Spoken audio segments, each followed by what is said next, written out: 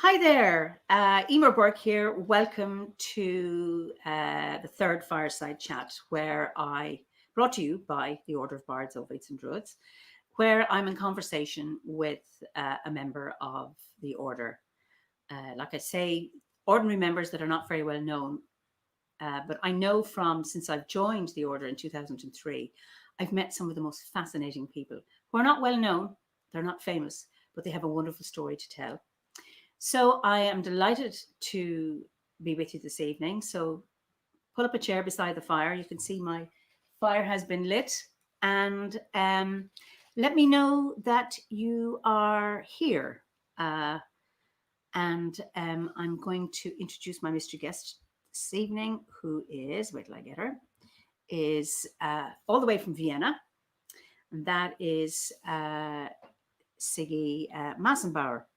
Welcome, Siggy. Hello, welcome. Thank you. I see you have comments now. Hold on a second. I had the wrong thing on. I'm still trying to work out the technology here, so please forgive me. Hello from Wisconsin.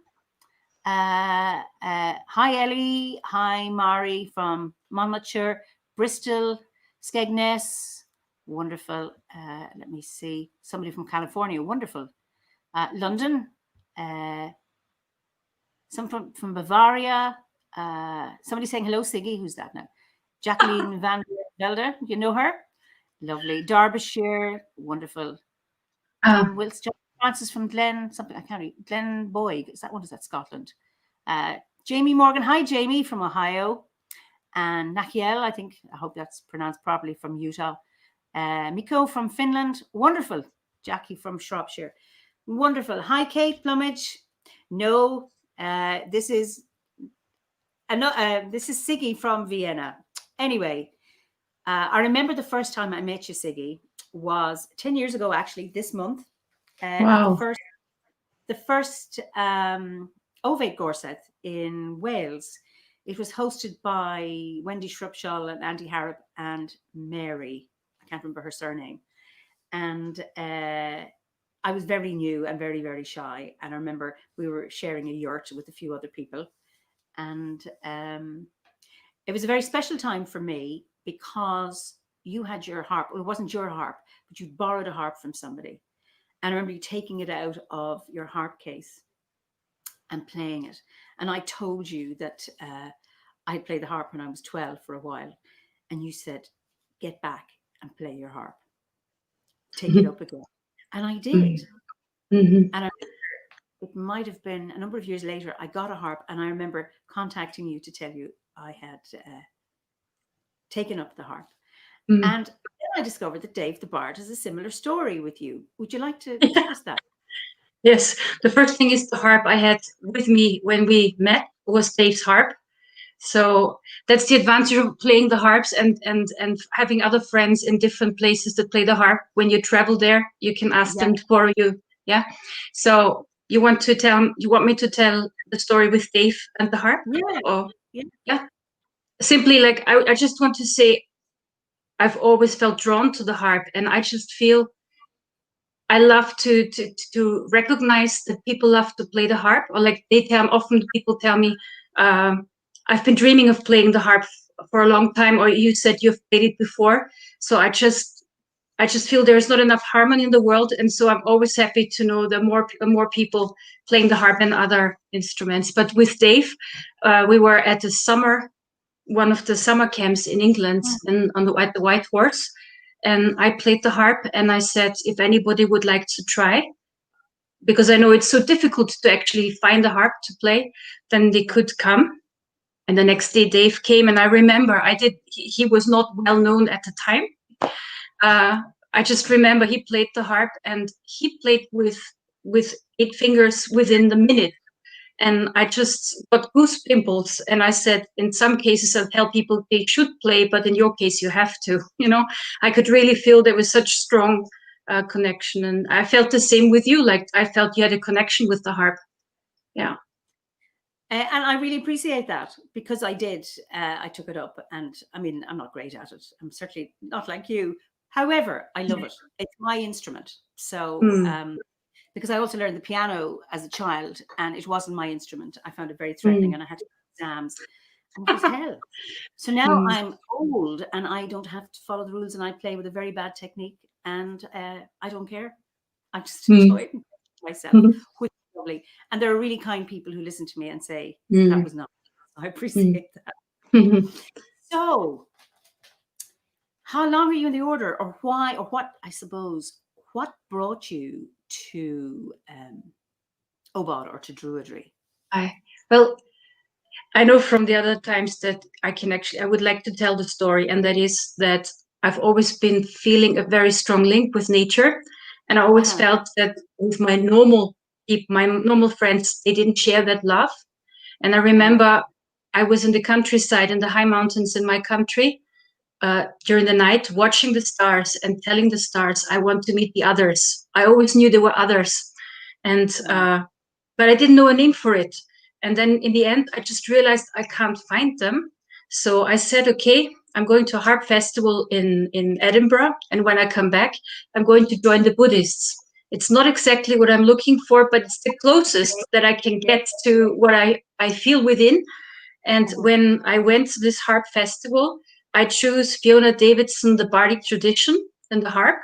And there was, well, first I was fascinated with her storytelling and everything.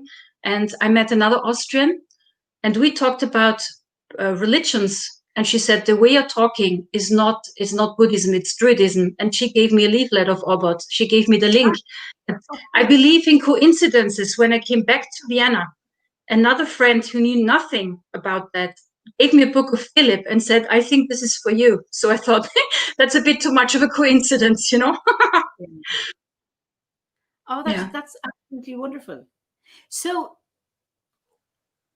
in that search for something, what would you say was your first spiritual experience? Or did you have a supernatural experience or experience of divine or the other world at a younger age? You mean like even before I joined or after? No, before. To me, well, there's a tree that I love especially. That's the linden tree. And there was a huge linden tree in front of where I lived. And I was like a young teenager. And I really felt whenever I came home from school, it was singing to me. And I felt such a close connection to it. And it was just really, I don't know, just really a strong connection. And one day they cut down the tree and I heard saws. And when I saw what they did, I just fell on the floor and I felt so bonded. And I don't know, afterwards, I realized how much I loved the trees and what connection I had. But then years later, I sat under another linden tree playing my harp. And suddenly I remembered my linden tree and I realized my trees is in it as well. So just the connection of feeling trees and feeling them communicating with me, that was something that I loved especially. And the linden tree was the first to teach me that. Wonderful. He was my first teacher. Beautiful. So then, since joining the order, because you asked, was I asking you about before you joined the order? Yeah. Or after? Have you had interesting experiences since you joined? Lots. But the one that came right after, like, that's why I asked, I've always loved nature, but I would never ever have gone into the woods at nighttime by myself. And I remember I went to the first summer camp. So I think I've been in the order for about 26 years or so, 25, 26 years. I remember we went for a walk and there was a clearing. And Ivan, I don't know if, Ivan, he was the one who said, and now everybody goes into the woods. And I thought to myself, I'm not going. But my inner voice, which I listened very strongly to, said, you're going. And I thought, no, I'm not. Yes, you're going. So I just started to walk. And that to me was a most magical experience because before I had really been afraid, but suddenly I was walking through the woods. I knew the way completely. Nothing, like I could feel branches, but they didn't touch me. And there was a little bit of moonshine, so I did see something. I came to a clearing, and there was a circle of trees, and I just really, really felt them welcoming me.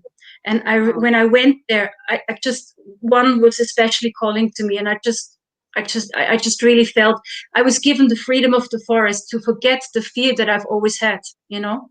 And that was really the beginning of me being free to roam through the woods day and night whenever I wanted. That's lovely. For me, so what you are now is a nemophilist. A nemophilist is somebody who loves walking in the woods and has a name. Okay. And I do love that. I find that so, I'm never afraid in the woods. It's like the trees are my allies, my supporters. Yeah. I go for healing. So I just so get the magic of that. So I know you live in a city, you live in an absolutely beautiful city. I don't like living in cities. I love living in the country too. But I remember having visited you 2.5 years ago, think like that. Yes, I think so. If I had to live in a city, you know what? It would be Vienna. And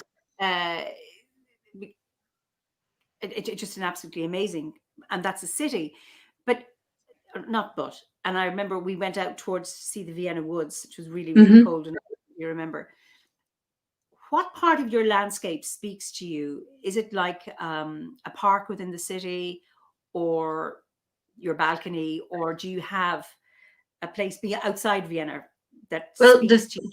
Good. You know that I'm a tour guide, so I will say something very tour guide like. 50% of Vienna are green, and it takes me about 25 to 30 minutes to be in the woods. And in these woods, there is a well, which is my well, where I love to go like in the morning and like at dawn really, or just play the harp there. That's where I really feel I belong. And I often ask my friends, if you would not be human, what would you like to be? And the answer that I have for myself, I would love to be a guardian of a well. So I feel really at home at the well. Yeah. Just wait a few years, or maybe a good many years, then you can be the hag at the well, and that'll be absolutely wonderful. I want to comment on Siggy's laugh. To me, it's an opera singer's laugh, and I'm glad you've shown it. So, and I know that you're a tour guide, or you were pre-COVID a tour guide, and I was so impressed that you showed me 4 days worth of Vienna in 2 days. And you actually picked the best for me, obviously knowing what it was I needed, and it was just superb. But there's more from our conversation. There's more to your tour guiding than just being a tour guide, and it's how you use your druidry in that. And I'd love you to share that with people, because I think it's absolutely fascinating.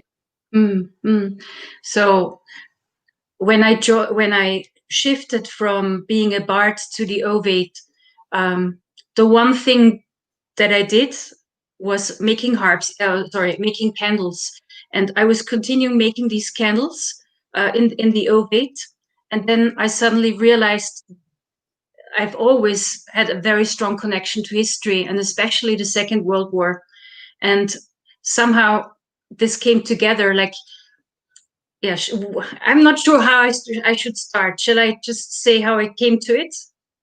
Absolutely. Annie, okay. Now, the thing is, when I was 13, I realized how my country was involved in during the Second World War, what role it played. And that's why I studied history. And I had gone to other concentration camps, but I could not go to the one in my own country, Mauthausen. But often I wanted to go, and I often asked myself, can I go? And my inner voice said no. And I remember the day that I said, can I go? And it said yes. And I thought, I am going to go. And I said, I believe in synchronicity and coincidence. On that very day, I was called by a tour office, if I would have the time and would want to go with the survivor of Auschwitz and Mauthausen to the concentration camp. On the very day, I felt within I should go. We stayed in the one hotel that belonged to the husband of a friend, so I could ask him to upgrade the survivor and everything. A friend was working there. I could give him everything. So it was really amazing. And the thing is, I just realized that the place that I had been afraid of going was actually the place that I'd been yearning to go. I feel as an OBOD, there's so much healing needed in such places. And I really feel this is what I want to do. And having gone there once, I told the survivor, officially I was your guide, but you were mine. And from the moment I had done that, I said to myself, I want to go there more often. And suddenly my friend said, Siggy, I've heard you've guided there. We have a group. Would you guide them? And I would always, I feel I'm both. Like I'm a storyteller as well. On the way, I tell the story. And because I was guiding Felix, the survivor, I could actually really tell the people the way the people were walking, like on the death marches. And I don't have to say, let's do this in silence. People do that. And I feel the place and the people need healing in such a place. So I always have a candle for each of the people, but I also make my own candles there. There's so many, I know all of these places, so many memorials. So I usually go with different candles and light them. And if it's too much, there's a huge willow tree. And that's why I go for my own, if for just feeling embraced by the energy of this willow. It's really very special, and I'm very thankful for it. I could not do this kind of work if I would not be an OBOD. That's what I feel. And this willow tree, is that in that camp? Oh yes, it is. At the very beginning. You're too overwhelmed by being there, then you're able to go and renew yourself with that. Beautiful, beautiful. It just called me. I feel called to it. It really calls me so. But Go on. At first, I thought I would be overwhelmed with what I felt, but I feel more. I am really in that time when I walked there. It said the OBOD travels in time, and at first I thought, nah, how can that be? And I thought, actually, I'm doing that all the time. When I'm guiding there, I really feel I'm telling what they are telling me. So I feel really, really linked. But I feel, I don't know. I just really feel this is my place, and I love to be there because I just know this place needs to have people to speak. I want to be a voice for the voices that have been silenced. That's what I feel within. And of course, that's a real honoring of the ancestors, so that you're speaking. They're speaking to you, and you're speaking on their behalf. Yes. Mm-hmm. Yeah. Absolutely wonderful. I remember you, because I've never been to any of the concentration camps, and we didn't have time to go to that. That one that happened. But I remember when you were taking me down the street and you showed me that place on the street with the keys. Yes. And I found that just so moving. Would you just talk a little bit about that? And you have a story about somebody who saw her key, wasn't it? Yes. I mean, that's the thing. Like I'm often guiding, many of my tours are with Jewish people whose family actually came from Vienna. So we're actually retracing their history of their families. And I live in the 9th district, so which is a very small district, and many Jews lived in that district as well. And in one road close to me, one house, like people of one house said, we want to find out the history of the house. And then they said, okay, let's find out the history of the whole street that we're living in. And then they said, we want to make a memorial. And if you look, like, it, but so on the floor, if there's glass, and below there are keys. And on each of the keys is the name of the family of the person that has lived there. Yeah. So both of those who were murdered and those who were safe, like that could leave in time. And I've had more than once a guest who came and said, this is my family's name. Yeah. Wow. Yeah. I mean, that is so powerful. Also, they tell me where their families are buried, and I look for the grave, and I show them the picture, and I put a stone on the grave for them, So there are lots of things, because I feel there's nothing I can do to change the past, but there is something I can do in the present. And an American friend once said, not on my watch. So I feel this is our time, this is our watch, and what happens in this time is what we do and decide to do. And yeah. I hope all of this makes sense. Somebody says here, Deborah, it's so beautiful that you have a willow tree to embrace you. It is wonderful that you are healing the place and the people. How courageous you are. And I just think that absolutely, I think that is just so true. Can I tell you one more story about the tree then? Thank you. Absolutely. Because I told you that the linden tree is a very special tree for me. I've Yeah. always felt that it was something like very heavy backs of like something very heavy on my shoulders because of history. I felt it was really there. And I was in the Czech Republic, and the first thing that I do when I go to a place, I walk the land and I say hello. And I was in real good spirit, and suddenly I started to cry really badly, and I thought, this is not me. And I realized it came from the place. And my Czech friends had said it's just before this. It was the 7th of May. 8th of Yeah. May is the end of the Second World War, and I just really felt it had to do with it. And I felt a strong feeling of going into the woods. I walked into the woods. I sat by water. I wanted to go, and suddenly a butterfly went on my knee, and I said, okay, I'm going to wait. And the butterfly flew away. Then I walked on, and there was a path of 2 roads, and I said, so which way shall I go? And a deer came and ran to the left. So I went to the left, and I walked until the end, and there was a big clearing. And in the big clearing, with lots of sunshine, there was a huge linden tree. And I went to the linden tree, and I lied down below the linden tree, and I cried, and I really felt the linden tree was embracing me, and it really burned, but it was so healing. And when I came, it was I think, one of my most special connections. And when I came out of the wood, this was gone. So I feel I love to try to bring healing, but I'm being healed as well. I always say you say time heals all wounds, but who heals the time? Yeah, that's what I think it is. That's an interesting one. And I love that idea that, you are the healer and you are the healed as well. There is always that two-way process, and that how we engage, I suppose, in kind acts or acts of healing that we receive as well. And we need to do that it's never one perfect person offering that. We all need that healing. Yeah. Just a message from Susie Horowitz. I am the daughter of a survivor from Vienna. Thank you so much, Siggy, for your work and kindness. Thank you. And it's wonderful when and there's this one in German that I can't understand. But anyway, I will just put that up. You can read that.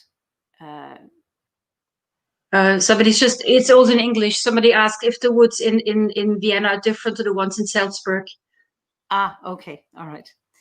Do you want to answer that? I just feel every forest has a different energy. And I can only say from Vienna has a very gentle female energy. And further west, I found it was a bit more male by the closeness to the high mountains. But yeah. Okay. So I suppose I was going to ask you, when has Druidry supported you? And there's just a beautiful example of going in there and being healed. Are there other times when your Druidry has supported you? Well, the thing is, when I was in school, I was told that I'm not creative at all. Like I got the worst marks in anything creative, and I had the feeling I cannot do anything creative.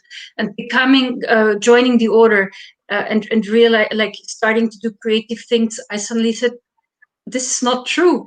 And I remember, I don't know. So just being able to discover that often we are told we cannot do something. And I think Druidry really opens the doors to your own creativity. Yeah. So for all the things, there's so many things I've learned, but to play the harp for me was definitely strongest. I'd started to play the harp just before I joined the order, but I remember I was initiated in England, and after the initiation, I said, now I'm ready to play in front of people. And the day or two after, somebody asked me if I would play, and I said yes. And I thought, gee, they're paying a lot of money for that. So I said, how many people do you expect? Well, about 600. And I had been playing the harp for 2 years. So I always felt this really was the end of my bardic initiation. I was very nervous, but being on stage, I was surrounded by a circle of bards. I was back in the initiation. and they were holding a circle around me, and they nodded at me. So yeah, I felt really totally protected, and I felt only like then this was, yeah, I came into the bardic. Wow, absolutely. I'm just blown away by that. And yes, and I have a wonderful. I've had several of your candles. There's one you gave to me when for the handover, and it's over there on my altar lighting, so I can't bring it over to show people. Yeah. But it's amazing the candles that you make, and they're not just works of art. It's the energy, the prayers, or whatever you put into them. Because I remember you giving me to honor Bridget, and I said, "Oh, thank you. I'm going to keep that up, and I'll keep it safe. I'm not going to light that because I don't want to destroy the artwork." And you said, Yeah. "It's meant to be lit. That's why I make these candles." And it seems that kind of strange that you decorate them so beautifully and magically, and then it's like, well, now it's going to be burnt and everything goes a bit wobbly.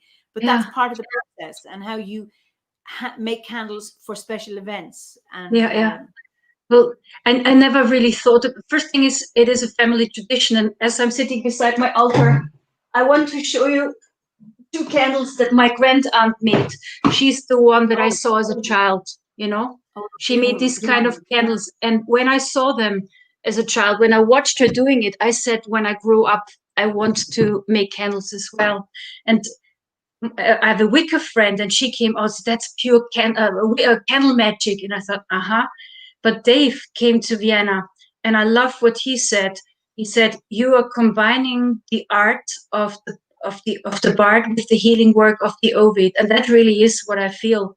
I think of a person. I think of the person I do it for, and then I wait for the symbols and the colors that come, you know. And yeah. Well, whoever said you weren't creative didn't know what they were talking about. I think all of us are creative. We just have to open up for it, you know, and not listen to others telling us we're not.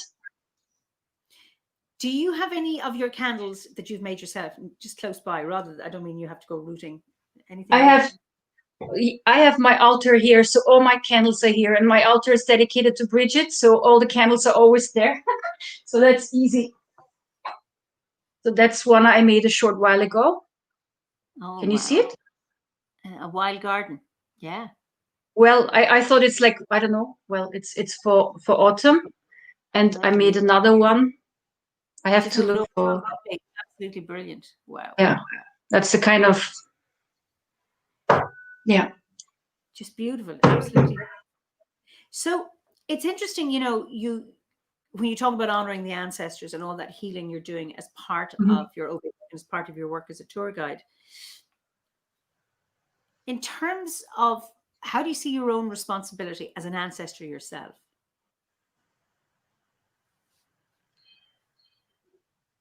Can you put it in other ways, in other words? Well, how do you mean that?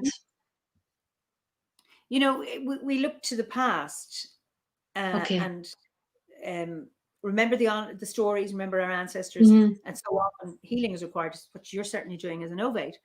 And then there's what do you do in terms of, I suppose, maybe you've already answered it by caring for the ancestors, but how do you see your role as being an ancestor for future generations? I think just to me, I don't consciously think about it. I just feel it's important to be a good person and to try to treat other people as you want to be treated. I don't know. I'm not sure if I can answer because I'm not sure I understand the question. I think you're being very modest. Okay. Because funny, because it is quite a it's a question. It is a challenging question, because if I say, well, this is what I'm doing, it's like, is this grandiose, or what is this? But a lot of it is around maybe doing what you do in the now, in the present, creates that environment, or creates the future, takes care of those coming ahead of us. I don't know. I know it's a challenging question, but I wanted to see what you just. But I think when you think of the history in Vienna, and how ancestors and people in the past have suffered. And the healing that you're doing is like, then you're a healing ancestor of the previous ancestors. And that's a very, in many ways, role model for the generations to come. I just feel within there's such a need and a yearning for love and for healing. Yeah. And I don't know, I feel a lot of warmth and love for the world. So I just do it in my little part of what I can do in my little surroundings. And I think you're doing it. And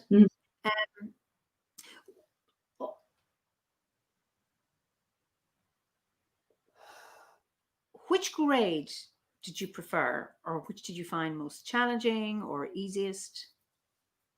Well, you know, I started as a bard and I could really relate to it as a musician and everything. I said, I'm not ever going to leave. And after 7 years, I'm always waiting for signs. And I got the sign that I should move on. I had finished the grade a long time before the 7 years, but it was at the bardic initiation that a friend said, my inner voice said I should give him the bardic symbol that I had. And he said, I promise when I move on, I'm going to give it to somebody who's just started the path. And I said, okay, I have to go on. And when I came to the OBOD grade, I thought, that is my grade. This is all about healing. This is where I feel really, really at home. And I said, I'm forever going to be in the OBOD grade. And you said it, I think, the first talk. I feel the more I learn, the less I know. And I feel there's still so much to discover in the OBOD. So how could I possibly go on, you know? But then some month ago, I again had something like I saw a picture of history, and suddenly I felt I could not go on the way I was doing. And I asked within, what can I do? What should I do? And within a voice said, find healing songs. So I suddenly first felt it just made me, I want to go to the Druid grade now. But before I thought I would definitely go back to the OBOD, but now I feel I want to go back to the Bardic grade, but doing healing work with, it's like making a combination. So the answer is, I don't know yet what the Druid grade will bring me, but I definitely feel the most connected doing healing work through music. I found more and more music is the healer. Absolutely. And of course, going through the 3 grades is not a linear path. I mean, it seems like it, but you go back and leave, and that once you go from one grade to another, you haven't abandoned the previous one. That they're exactly grade. So they're very much like that triskel. I know you combine your OBOD with your work as a tour guide. Is there any other spirituality or spiritual path that you combine with Druidry? Not really, no, because I mean the thing that I have found is, and I'm sure many others in OBOD have the same. I have often found that I love to go through the woods and just feel like a special connection with the tree, and then I read about the tree and say that's exactly how I felt, So sometimes I feel we already know some things and we are remembering and connecting, but to me, no, I feel really. I have found my path. That's the next thing. I remember reading The Mist of Avalon at the age of 17, and how angry I was that the Christianity was taking over. And I said within, they've taken my religion. I thought, what am I saying? They don't exist, But I don't know. No, it's just nature. Nature is my teacher, and there's not a particular other. I feel very much at home here. Do you remember, I don't know, was it last year, Philip did some teas with the Druid about, are you a magician or a mystic? Yeah. I don't know if you've watched this. So I'm just wondering, are you a magician or are you a mystic? What is your definition of a mystic? I suppose somebody who engages with the other world, who... Definitely mystic then. Not a magician, a mystic. Yeah.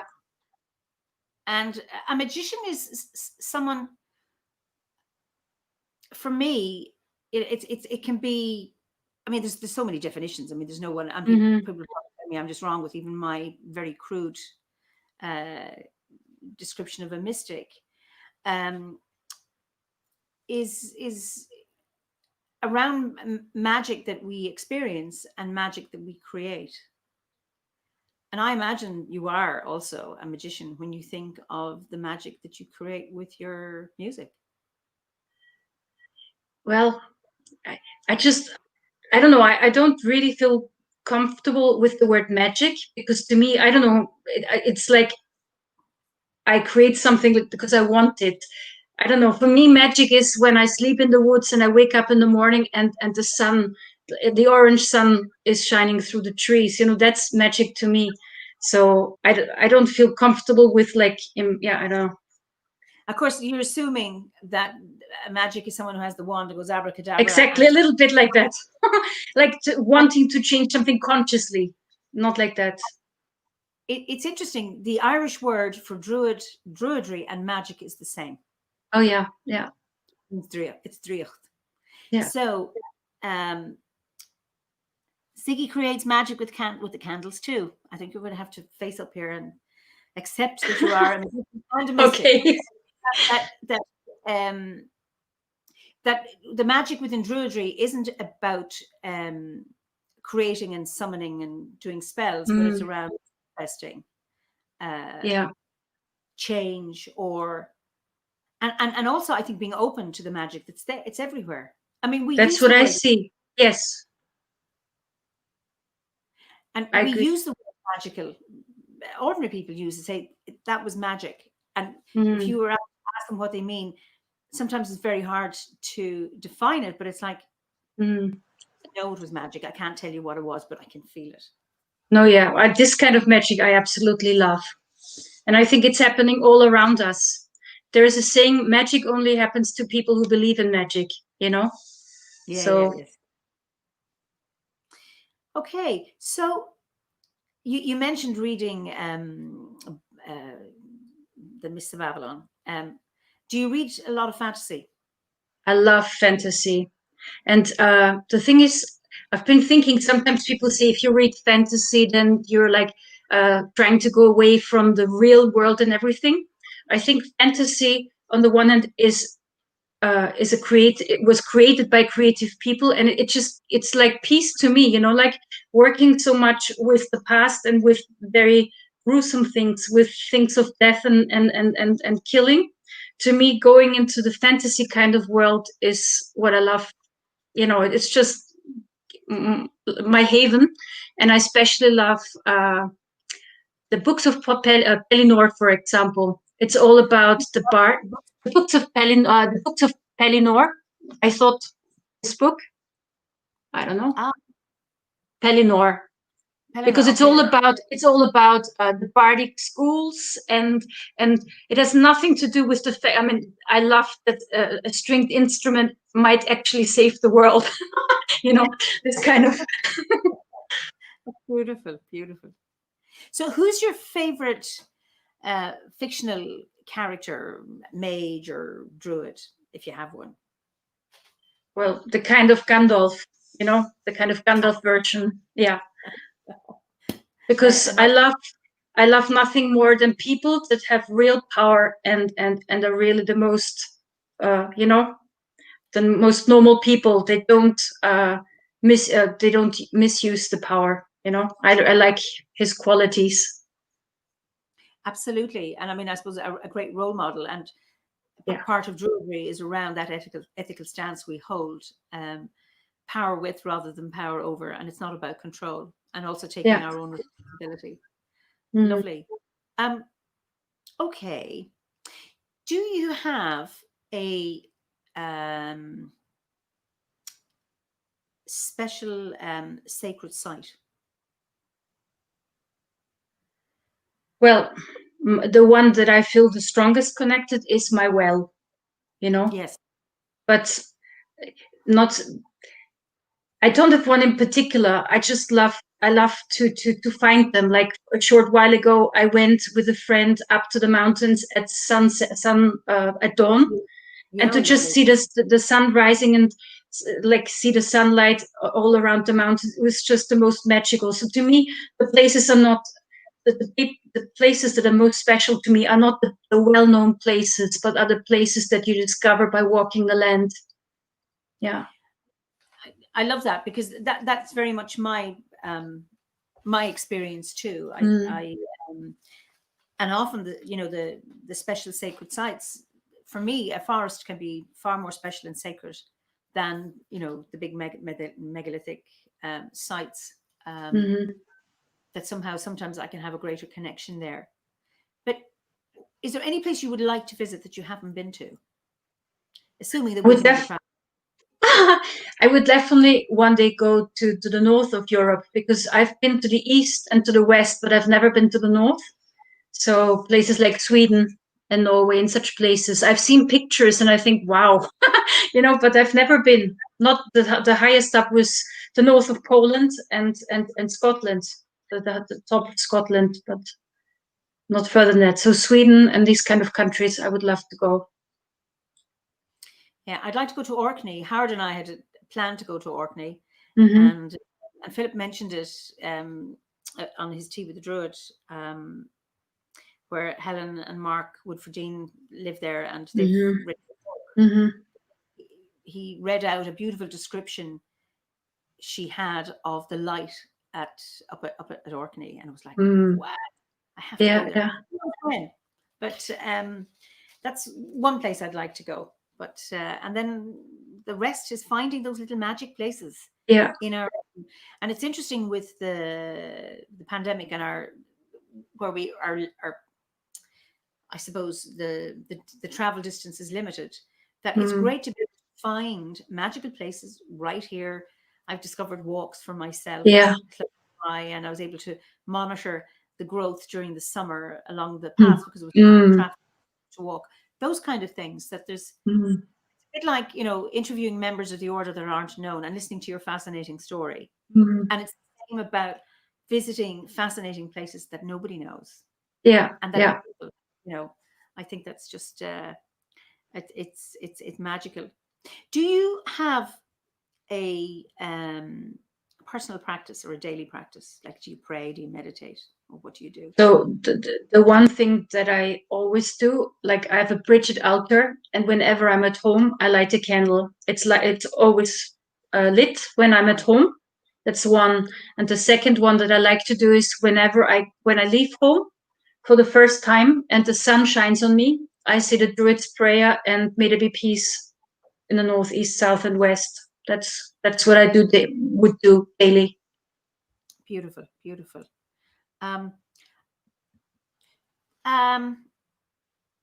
Okay, what would you say your greatest achievement has been? Well, I've been thinking about that, and actually speaking in front of people. I really, because I remember when I studied, I would be shaking with fear speaking in front of my fellow students about something that I had prepared, But I remember it. To me, the harp is my guide in life. I remember as a student, I applied for a job on a ship, on a cruise ship. I applied to be the port musician, and they made me the cruise manager. I was responsible for the whole organization, and I was supposed to speak in front of 150 people. And when they asked me, would you do it? And I thought to myself, if I say no, because I've never done it before, I will say no again in 5 years. So I said yes. And then, and that actually made me overcome my fear. And I have a quote on my door which says, always do the things you're afraid of doing. And I have learned that whenever you face your own fears, you're actually growing. And the worst that can be is you say, okay, that's not for me. But that fear should not hold us back. So I was going to ask you a question, but you may already answer it. What is the most reckless thing you've done? Most reckless thing. Yeah. Well, like several times I volunteered to for voluntary work in Scotland on the different islands, and I was going very close to cliffs, which I shouldn't have done. That's one thing. But for my 50th birthday, I said I want to overcome my fear, and I went on a carousel which goes up like almost 400 feet or like 120 meters. Yeah, something like that. Otherwise, I wasn't really that reckless, I don't think. Yeah, somebody says here, feel the fear and do it anyway. Yeah. What do you have any regrets? I don't, because I feel our life is to experience, and sometimes the wrong turns that we took actually shapes as we are today. So I feel I don't regret anything that happened in my life, because I know it shaped me the way I am now, because I have gone through that. Yeah.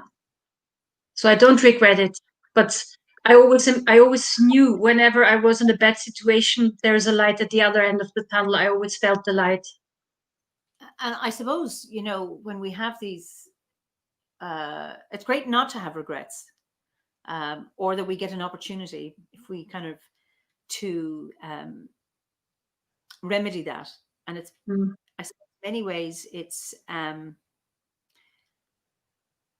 better to regret having done something, because you can somehow make amends for having done it, rather than regretting not having done something. But I think they're also teachers. I think everything that happens to us in life are teachers in one way or the other, And are meant to happen in some way. Yeah. Yeah, absolutely. So what are you most grateful for in your life? Actually, having met OBOD, because that was the key, truly, because that was the key of really, I felt so many things within, and I really felt through coming to the Druidic path, I realized it's possible. All the dreams that I had within actually came to be. Yeah, so I'm just grateful, because this link to music, to not be afraid of so many things, and to learn to be creative, and also teach others to be creative. And even I like it especially when I teach people to make candles, and people tell me I'm not creative, and then they come 2-3 hours later, they show me their most beautiful candles. So that's what I love. So I'm grateful for all the opportunities. And I saw that when you came over to Ireland the summer before last to Éigse Spirit Celtic, that Paul Corcoran and Anna Coote, both OBOD members, organised, and you had a candle making workshop. And I remember there were people saying, I'm not creative, I can't do this, I can't do that. And then when we saw the whole collection of candles at the end of the session, how marvelous that was, and how pleased people. It's just magic to see that. So absolutely wonderful. What brings you joy? Harmony, like for just harmony and music.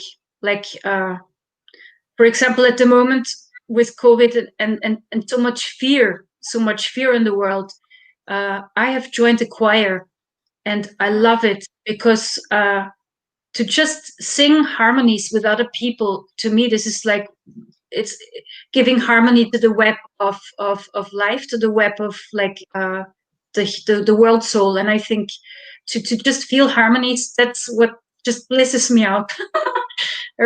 That's my most special.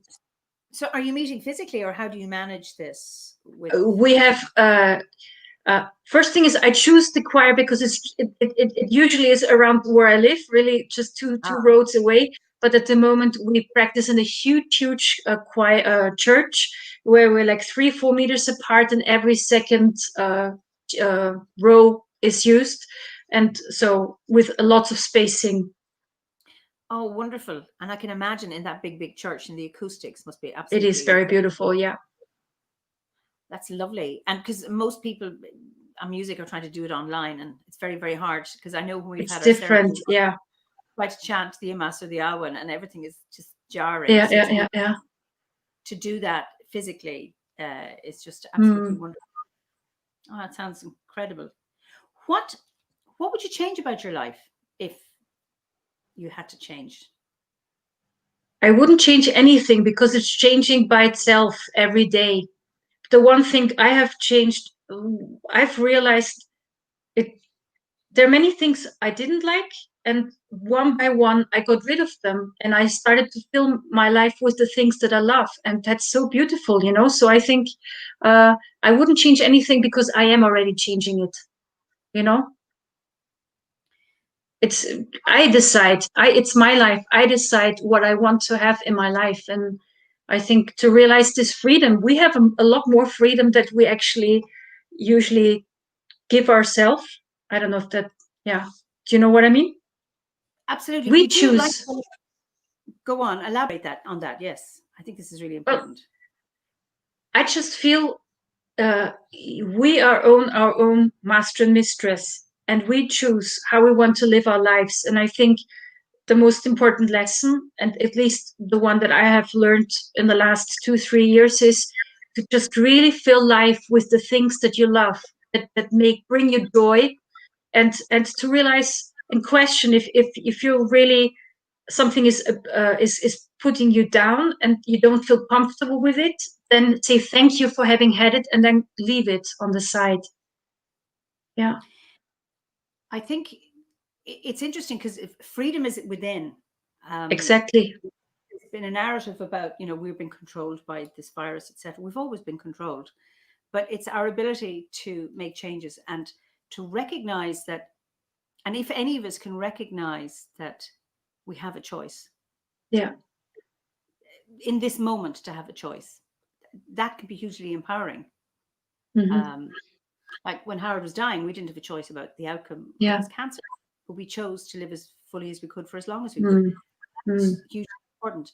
So to be able to recognize that we have freedom, but it's in our heads or it's in our how we think and how we feel, regardless of our external circumstances. And I think great gift if you can have that and recognize that you can make change. I think it's so important. I know you wouldn't. You're changing things, but if you had,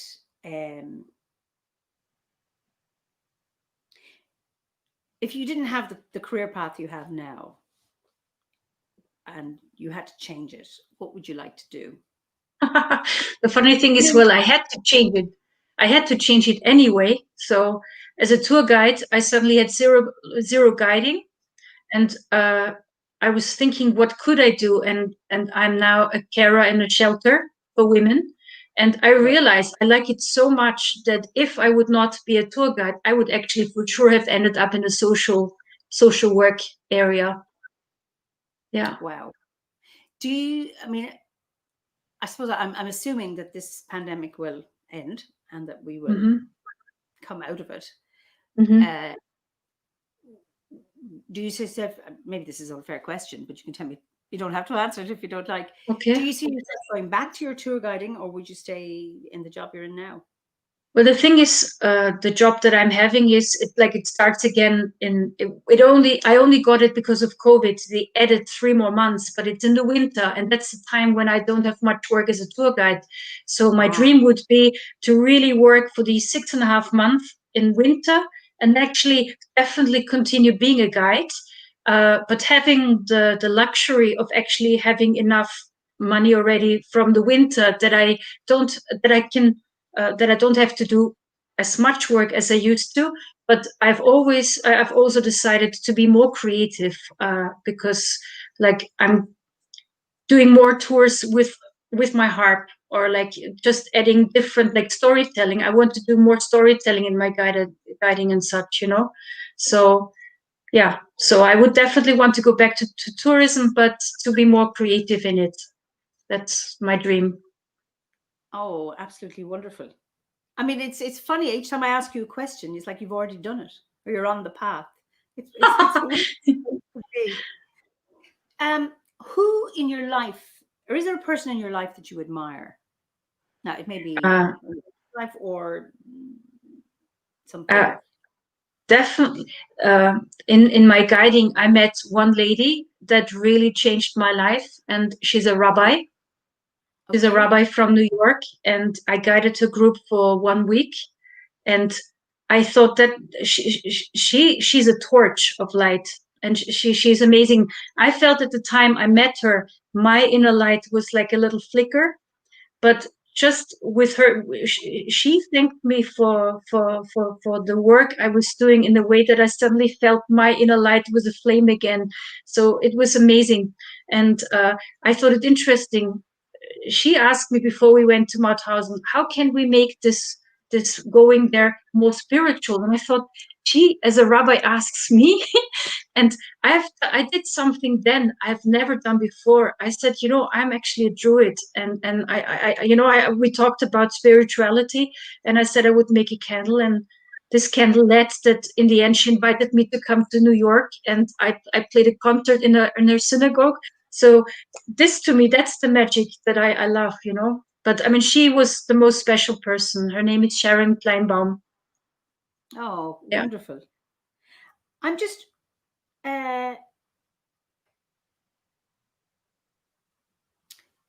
wondering, because I was going to ask you to play the harp, and I wonder, would you play maybe now, just because you're talking about Okay. concert tours and things? Would Yeah. you just play a short piece? I will. Everybody would like to hear this. I would like to play a tune. It's funny, whenever I have friends that are very creative and finding tunes and everything, I always ask them what comes first, the melody or the tune, the words or the tune. And this song is about a goddess from my country. Her name is Holle. And whenever I sing it, I imagine I'm in the top of the mountains and I sing into the land down from the mountains. And I find she has a very strong connection to Bridget. She's also connected with the well.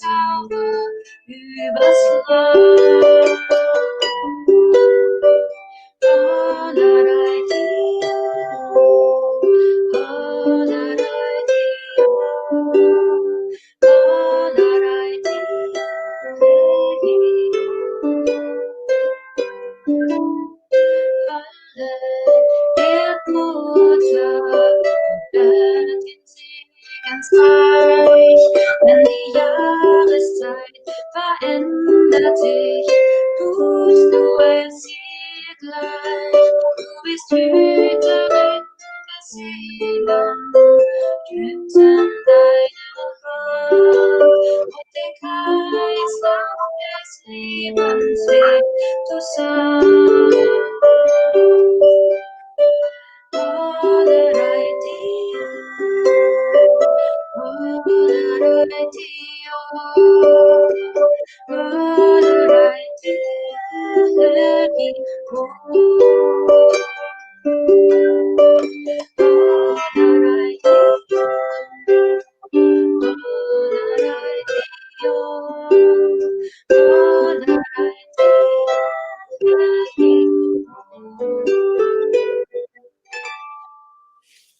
Wonderful, wonderful.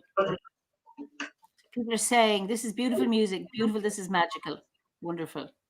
Thank you. So, thank you, Siggy. Thank you.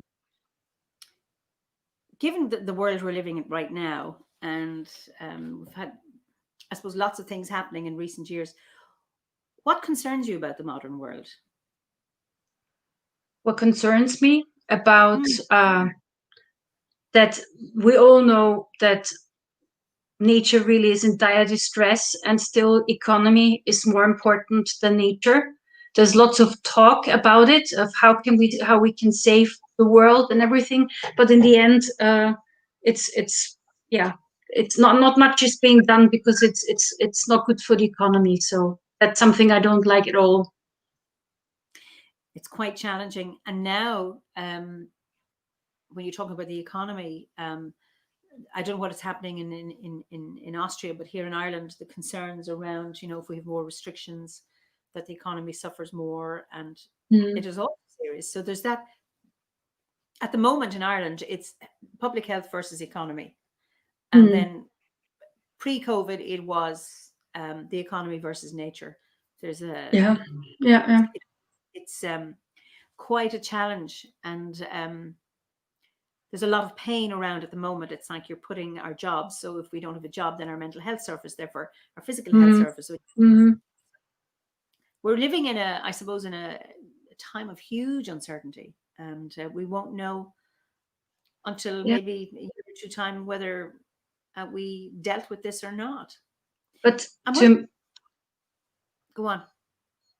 No, just you haven't finished yet. No, you go on.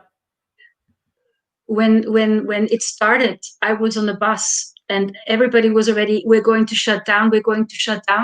And I was driving with a bus was driving through the woods, and I saw nature so strongly blossoming. I said, no matter what happens, nature is around us, and that really gives us grounding.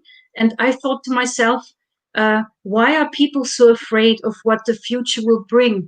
Because we cannot change it at the moment. I think all our ancestors, no matter where we live, had to live as we're forced to live right now. And I think it's actually something very healing, that you try the best that you can do at the moment, and what will happen tomorrow, you'll see tomorrow. There is a saying, walk as far as you can see, and when you have arrived there, see where you can go further. Yeah, I think, but not to be afraid. And I think it's absolutely this is around living right now in this moment. Rosemary Yates says, "Thank you both. You inspire the divine feminine in us all. Your strength, wisdom, and gentleness is what the world needs right now. You've helped me in the somewhat burnt but recovering forests of Australia. Blessings on your work, Siggy." And I think it's certainly living in this moment, that's all where we can, and tolerating uncertainty is, I think, it's a sign of, I suppose, psychological health, and that we need to be able to live with that, living with the unknown. And and yes, and just to come back, you said something about nature. It's happening anyway, doesn't it? Yeah. That's, to me, this was the most grounding. I don't know why it was in Ireland or in the other parts of the world, but I feel in my woods and in the plants that I have on my balconies, it was so much more than usual. I had really the feeling that nature was really, I don't know, just really embracing us with the abundance that it showed this year. It's a very special year. Absolutely. And it's that other side of, we say, the pain and suffering, but then you look at this other window that we had. And particularly it was evident, with everybody sending messages at the beginning around how animals came and reclaimed land and all of that. And then I think people are getting tired. And now it's funny, it's like nature is changing, because it's heading into we're in the autumn now and heading into winter, and things get darker and everything goes to sleep. And the dark that can be quite challenging for people when we haven't got the light in the spring and the whole lot. Knowing that there's life, death, and rebirth, that it's got to come around again. It always has. It's never stopped. What gives you hope about this world, this modern world? All the people, I see a lot of hope. First thing is, I always say, there is a reason why hope was the one virtue that was left in Pandora's box. There's always hope. And I find in the darkest places, a little match is like a sunshine, So I feel at the moment there's so many people really standing up for nature. There's lots of initiatives. There's lots of people that really say you can't do it like this. I think I see a lot of hope, really, because of the many people and the many initiatives that are spreading and actually voicing not just the young ones, but just, yeah, warriors of nature, but in the, yeah. Somebody says here, I'm just going to put this up. Having lived many years with a life-threatening illness, I've learned to treasure every moment and live each day in a way that would allow me to go in peace when the time comes. It makes life amazing. I so get I that. agree. I totally So, agree. There is one more thing. I think this is a chance also to find, not to just say what we cannot do, but what can we do and what are we thankful for. Like for me personally, I was not able to be in the choir for the last 20 years because as a tour guide, I have irregular times of work. And to say suddenly I have a chance to do something I really love doing, and I'm really thankful for it. So I think to really treasure what, to be more thankful for the things we have and that we took for granted, you know, makes life really special, to really live in the moment and take it. you know, it's good to have hope. And if we always have, there's something around needing concern to walk alongside hope, so that you don't become complacent. And for so long, we have been complacent that with the huge technological advances that allow us, you know, we're having a chat and we're discussing something and I don't know. So I just pick up my phone and I Google and I find, oh, here's some information. You've a nice necklace. Where did you get that? I got it online. Oh, I can order that online. And everything is quick and fast. And we can control everything. And becoming that we're in control, you know, amplifying that notion that we're in control of the world. And now with the recent events, and it's not just COVID, but prior to that, we're waking up that we have concerns alongside hope, because we need to be optimistic as well as pessimistic, you know, so that pessimism is awake and keeps us an eye on, well, hopefully it does, on our behavior and what we're doing, and then optimism helps us go forward rather than falling into a pit of despair. So it's that balance.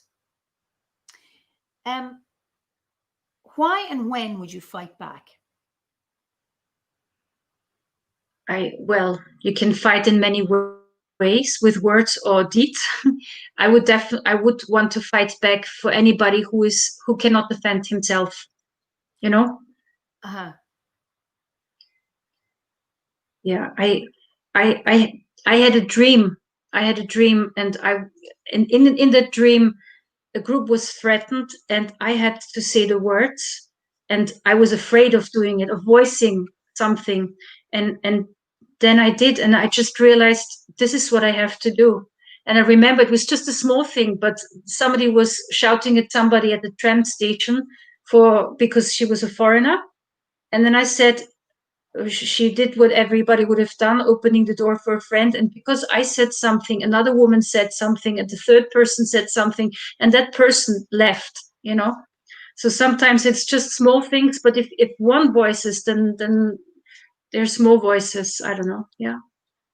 Yeah. And it's really important when people act in time. Yeah. That maybe you avoid a lot of other nastiness, so that you don't actually have to physical fight, I suppose. Would you describe yourself as a pacifist?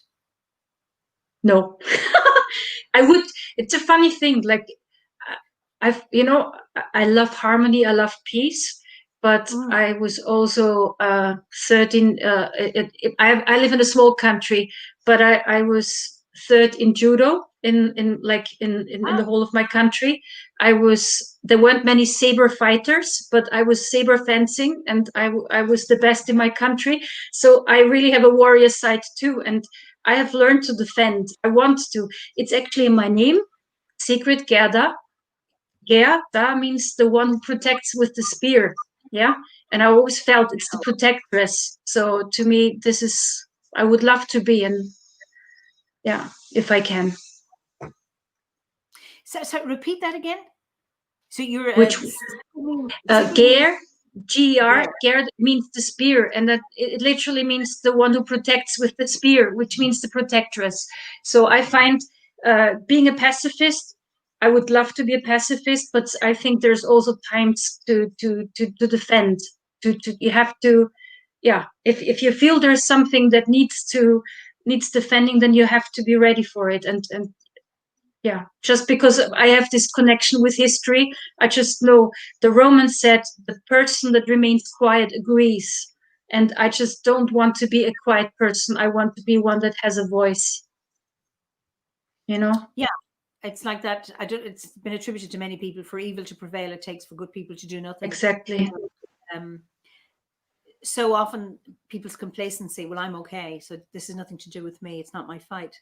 Yeah. I like the notion of that you will defend, which is completely different to attack. Yeah. And I think, and you're talking about the defense of others, like you did in that tram, that you were speaking out. And then if you're the first person to speak out, that gives somebody else the courage to speak out. And it just showed me. It taught me that I did it like spontaneously, but it really taught me. Obviously, it changes. If not, it didn't have at that time. It was me, but if anybody stands up and says something, that's really. It was amazing to see the change. Yeah, and the power of that one person can change, and then somebody else, and so on and so forth.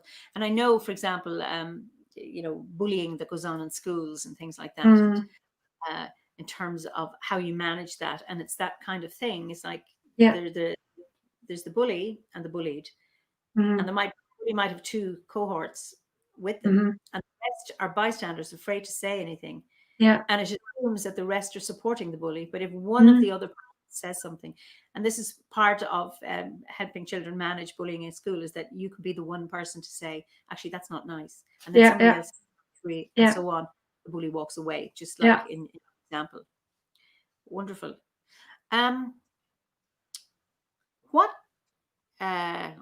What's your favorite season?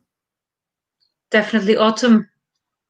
I love first because I'm born. I'm Libra. I'm a Libra, so it's my birth month. I love the autumn. I love the smell of autumn. I love the changing of the colors, and I feel nature is coming once, like really, really alive before it goes deeper into the soil. I feel at home. It's my favorite nature, and even to just, we forget to be children. I think we all have an inner child within us. I love to go to the woods and just, go into the leaves and make this noise, because who stops us from doing what we've loved to do as a child? And that's it. Just things like that. I love nature, and in autumn time the best. It's not time yet for the leaves to fall on the ground, but I know that I can hear that sound in my head right now of that rustle. It's an absolutely wonderful. It's one place where you don't have to be tidy and neat. Not that I am tidy. Anyway. When was the first time you fell in love? I was 13, and it was at the Sabre. Or 13. 13. Okay, yes. Go on. And it was a Sabre, like a fencing weekend. Yeah. So 13. And? Well, he didn't live in Vienna, but it was my first experience. Yeah. Okay. If you met a frog, would you and he asked for a kiss, would you kiss him? Depends on what the inner voice tells me. Like maybe yes, maybe no. Well, your inner voice is very what would you say? Very active, isn't it? And it's one that you really, really you trust. So yeah. Well, if it tells, I have learned my lesson, because I have gone against my inner voice and it turned out really, really bad. And if it comes 3 times with do this, I do it. I don't question it, So, but whenever I did something against my inner voice, it usually didn't turn out well. So that too has been my experience. I spent a lot of my earlier life not listening to it, and living to regret it. Anyway, so I'm seeing I'm going to run out of battery. So this is really bad. What is your favorite festival of the Wheel of the Year? I had to smile when Peter talked, because it's the same for me. It's Imbolc and Samhain. It always used to be Imbolc, and I felt very uncomfortable with like November. It was like all gray and everything. But since I became a druid, Samhain, I love everything about Samhain. So Imbolc and Samhain are my favorites. Oh, wonderful. I'm running out of battery that's going to cut off. I don't know why this didn't happen before, but it's been absolutely wonderful talking to you, Siggy. People are just blown away by, I should listen more to my inner voice. Don't always recognize it's my inner voice. That's from Jacqueline. Yeah. All Seasons of a Sense of Peace, right? That's from David Jones. Absolutely. I think I like all of them, but yes. So I want to thank you so much for joining me this evening. Thank you.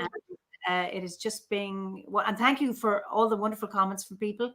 Debbie Warville says, Siggy, you need to write a book. Now, there's something. So that's something maybe you need to you can pay attention to. Anyway, lovely talking to you again. And I look forward to seeing you all next week for another Fireside Chat with another mystery guest, another member of the Order. So before I crash, I am going to say, Siggy, you stay on the line. I'm going to say goodnight to you all. And many thanks for joining us. Bye-bye. Go forward.